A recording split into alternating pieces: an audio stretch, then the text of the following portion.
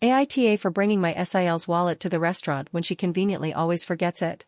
My F28, SIL Amy, F26, always comes to visit from out of town. She stays with us instead of a hotel, and always wants to go to expensive restaurants. She always conveniently forgets her wallet, or domes up with some excuses as to why she can't pay her share. She has implied that since I make much more money than her, I should be the one to pay. No, not my husband should pay, but me specifically. I do make a fair amount of money, but not so much that I can treat someone every time they come into town. Nonetheless, in the past, I have just paid the bill and asked her to pay me back. She never has. She had made a reservation at an extremely expensive restaurant last night, and before we left, I made it clear that I wouldn't be paying her bill. This is where I might be the a-hole, and I'll admit I got this move straight from an episode of 2.5 Men. As we were leaving, her and my husband went to the car. I pretended I forgot something and went back inside.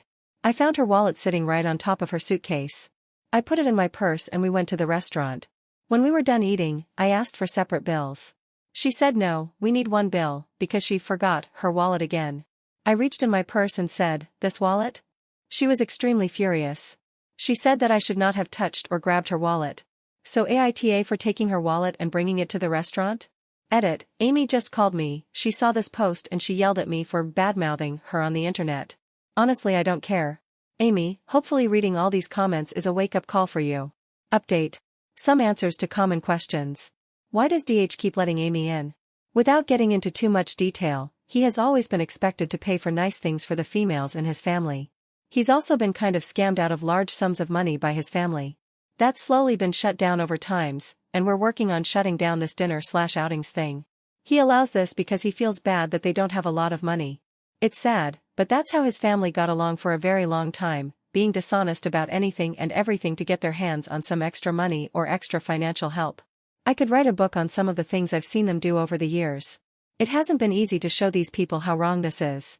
He has talked to Amy about being cheap, has had come to Jesus talks with her, and genuinely has always felt that each next time would be different.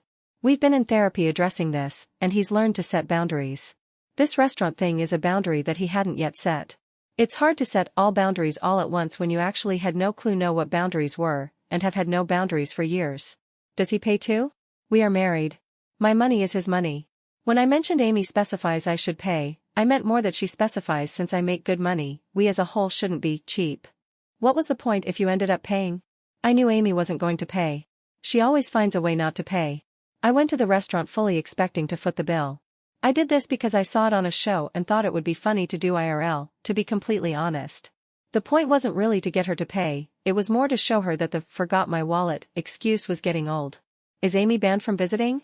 Fortunately, this post turned out to be a good thing. DH has always had it in his head that Amy is a good person and has her reasons for being sneaky and cheap, like I mentioned above. In his head, it's not her fault she is the way she is, it's the circumstances of their upbringing that cause her to make bad decisions. But, seeing Amy's reply to my post and people's response to Amy has really changed his thinking. That's the first time Amy has outright admitted that she's purposely taking advantage. Reading some of the other comments has also been eye-opening for him. So, DH has told Amy that she's not welcome here, at least not for a long while. Judgment. Thanks for lots of NTAs, but I liked one commenter's, sometimes it's okay to be the bottom cheek. I think that's exactly what it was here.